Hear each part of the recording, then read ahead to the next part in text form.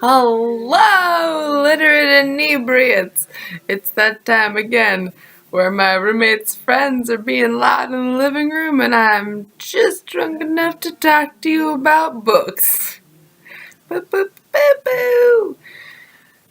So, I want to talk today about teen literature. Dun dun dun!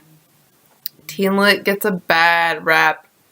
And 90% of that is for a really good reason, because so much of it is so pandering and so terrible. And where are we going to put the love triangle? Because we gotta have one.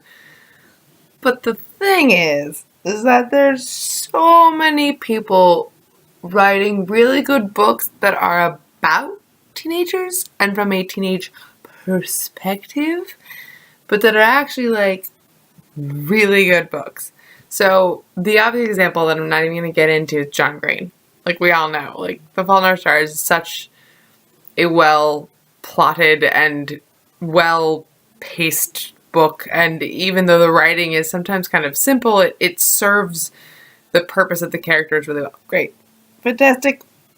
I have read a lot more John Green since then. Looking for Elastic is great. It's really reminds me of when I was in ballet and you have to sew the elastic into your own shoes, and it's like, where do you find that right like width elastic? Because like people measure it from different points. Looking for Alaska is a great book. Paper Towns is not the book I would have made into a movie, but like Cara Delevingne, like what are you gonna do? And then An Abundance of Catherines, I feel like will never be a movie, and I kind of hope it never is, because 90% of the fun of that book is the footnotes. Anyways, so John Green, great. You're getting everyone to look at stuff. So let's look at other people that are writing great teen lit. Rainbow Rowell is another really popular author that I've read chunks of. I read Eleanor and Park, which was so good. So delicately handled and so lovingly written that I just really felt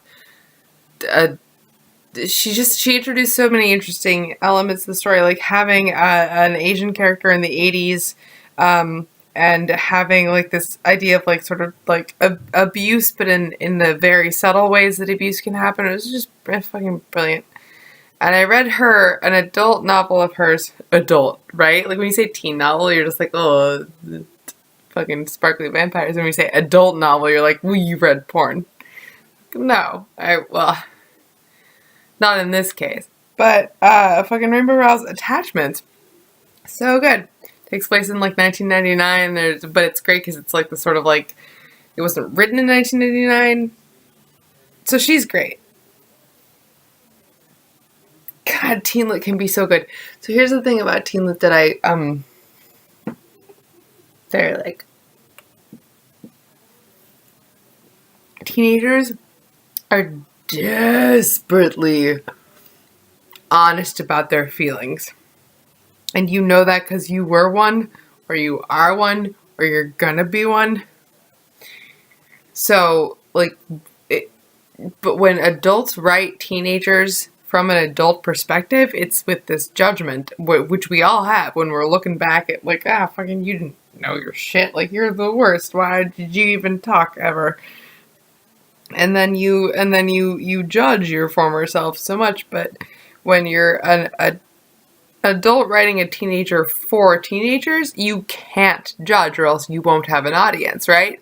So you have to get into the mindset of a teenager, which for particularly like artistic, sad / emotionally like active people, like that's actually a great place to write characters that can feel everything without like having to justify it, because when you're a teenager, you're just like, oh, well, everyone feels that way. And then when you are a teenager, when you're reading teenagers as an adult, you just go, fucking, of course they felt that way, idiots.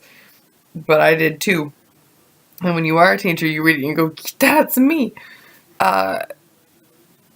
So it's just, plus also like teen lit has this like amazing idea about romance because it's written from the perspective. A lot of the teen lit authors that I read are like happily married to people they met when they were like 23, and I'm like, cool. So you believe that love can happen. It's funny because love is dead and we all die alone. But actually, the romance can be really, there's a purity to it in teen lit that I think is great, but there's also like an intense sexuality that is, I think it's so good because it is so shrouded, because, you know, obviously like in some novels like John Green and Rainbow Rowell and even to some extent Hunger Games lady Suzanne Collins doesn't shy away from the idea of sex. Like it's clearly there. Or fucking the Divergent series, you know, that one. There's sex in that, and I love that it's like it's shrouded, but not because we're embarrassed, but just because like we're writing for kids, like calm down. And that gives the author sort of like a box to work against for that sexual tension, where like you're not allowed to like be really explicit about it, so you have to sort of like build it all like quiet. And I think that can actually be really tantalizing and sort of like invigorating in a lot of ways, because you're putting yourself in a box. And I think the best art happens when you're in a box and you don't work against it. I also love teen TV shows. I'm all about that bass. Chuck Bass for life. I also own all 4 seasons of The OC, and I currently watch Vampire Diaries. So as much as I talk a big game about my literature, don't be mistaken. So anyways, that's my 2 cents about why you should read teen lit. Is that what I even talked about? I just really like reading teen lit. What did I read? Oh, I read The Selection by Kiera Cass. It's okay. I kind of want to read the rest of the series because I want to know what happens to the characters, but like, whatever. Fucking Lunar Chronicles, though. So good. Such solid sci-fi. Again, you can't think of it as dumbing down so much as having to simplify your objectives, and also not having to simplify, because like, remember when you were a teenager and you read like Moby Dick? So why would you think that books written for teenagers were like stupid? Like, teenagers aren't stupid. They're just emotionally vulnerable, and they like the same things that you used to like, and maybe you still like them. Lunar Chronicles, cannot recommend enough. I'm going to do this video again. I'm going to post it now because I promised I would. And then I'm going to delete it. I'm going to do another one. So if you watch this, you are one of the few. Goodbye!